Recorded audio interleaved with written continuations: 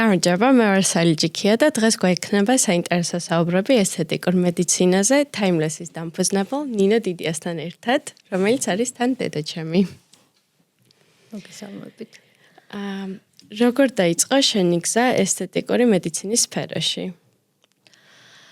ესთეტიკური მედიცინის სფეროში ჩემი გზა დაიწყო საკუთარი გამოცდილებით, ცხოვრების რაღაც პერიოდი მომიწია უკრაინაში ცხოვრება, სადაც გამიმწვავდა როზაცია. ეს არის პათოლოგია და არ ინკურნება, მაგრამ სწორი მიდგომებით და მკურნალობით შევძელით ის, რომ ეს დაავადება მივაძინეთ და სწორედ ამ პერიოდში მივხვდი, რომ ეს პროფესია არის ჩემი, რადგან გამიჩნდა სურვილი, სხვებსაც დავხმარებოდი, მათთვის შემეძინა ბედნიერება და ამასთანავე თვით დაჯერებულობა. როგორ ფიქრობ, რა თვისებებია აუცილებელი წარმატებული ესთეტიკოსი ექიმისთვის? წარმატებული ესთეტიკოსი ექიმისთვის პირველ რიგში აუცილებელია თავისი საქმის სიყვარული და მე ვთვლი, რომ ეს მართლა ჩემი ჰობია და მე არც ერთი დღე არ მიმუშავია, რადგან ჩემი სამსახური მაძლევს ძალიან დიდ სიამოვნებას. ამასთანავე აუცილებელია ის პასუხისმგებლობის გათვალისწინება, რასაც ჩვენ ვიღებთ პაციენტის ჯანმრთელობაზე, მათ სილამაზეზე და მუდმივი განვითარება, რა თქმა უნდა, ამ პრაქტიკის დაგროვება და გამოცდილების გაზიარება. ახლა დაგისვა მთავარ კითხვას. როდის და როგორ გაჩნდა Timeless-ის დაფუძნების იდეა? იდეა გაჩნდა პანდემიის დროს, როდესაც მქონდა სამთვიანი პაუზა და მოხდა სრული გადატვირთვა და სწორედ მაშინ გამიჩნდა ძალიან დიდი სურვილი მქონოდა ჩემი კლინიკა, სადაც იქნებოდა ძირითადი ღირებულებები ხარისხი, პაციენტების ინდივიდუალური მიდგომები და ამასთანავე მათ სილამაზეზე და ჯანმრთელობაზე ზრუნვა. და მე ვთვლი, რომ ეს იყო ყველაზე სწორი გადაწყვეტილება და დღეს 3 წლის თავზე ცოტა არ იყოს ნანով, რატომ არ გამიჩნდა ამის სურვილი აქამდე. ესთეტიკის მედიცინა ძალიან მალე ვითარდება, ყოველთვის ჩნდება ახალი პროცედურები, ახალი ტექნოლოგიები და ინოვაციები. რა შეიცვალა იმ დროიდან, როდესაც შენ დაიწყე საქართველოში მუშაობა დღემდე? მე ის თაობა ვარ, როდესაც იყო ჩემ დროს მხოლოდ სტანდარტული მიდგომები და ესეთი მეზო კოქტეილიც კი არ არსებობდა, გვიწევდა როგორც ქიმიკოსებს სხვადასხვა პრეპარატების გაზავება, გქონდა ამის სათანადო რეცეპტი, მაგრამ დროთა განმავლობაში დაიხვეწა და ესეთი საინტერესო кейსები შეიქმნა დღეს თანამედროვე ესთეტიკურ მედიცინაში, რაც გვეხმარება მკურნალობა იყოს პერსონალიზებული და გამოვრიცხოთ ყველა ის გვერდითი გართულება, რაც შეიძლება ახდეს პროცედურას. თანამედროვე ესთეტიკა მაჩვენა, რომ სტანდარტები ძალიან შეიცვალა და გახდა ის ინდივიდუალური მიდგომა მნიშვნელოვანი, რომელსაც აქვს ბუნებრივი შედეგი და ხანგრძლივი ეფექტი, რაც ძალიან მნიშვნელოვანია პაციენტებისთვის. ასევე ეს დიდი გამოცდილება, რაც ამ ხნის განმავლობაში დაგვიგროვდა, გვაძლევს იმის საშუალებას, რომ თავიდან ავიცილოთ სხვადასხვა გვერდითი გართულებები, რაც შეიძლება ნებისმიერ პროცედურას ახდეს. შენი დაკვირვებით, როგორ იცვლება პაციენტების მოლოდინები დღეს და რას აფასებენ ისინი ყველაზე მეტად? მე გამოვყოფ პაციენტთა ორ ჯგუფს.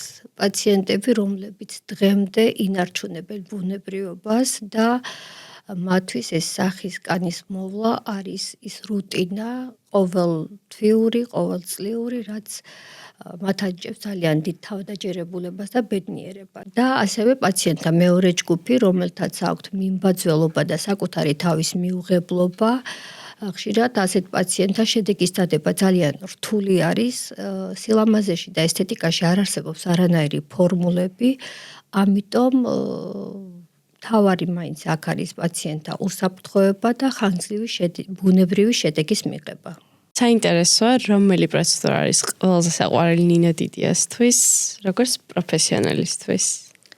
ალბათ 10 წლის წინ რო გეკითხათ, ეს იქნებოდა ცხვირის მოდელირება, დაახლოებით 5 წლის წინ ტუჩის აუგმენტაცია, მაგრამ დღეს ვიტყვი, რომ ყველა ის პროცედურა, რასაც მე ვატარებ, მანიჭებს მართლა ძალიან დიდ სიამოვნებას, როდესაც ხედავ სათანადო შედეგს და თუ როგორ ვაბედნიერებ ჩემს მომხმარებლებს.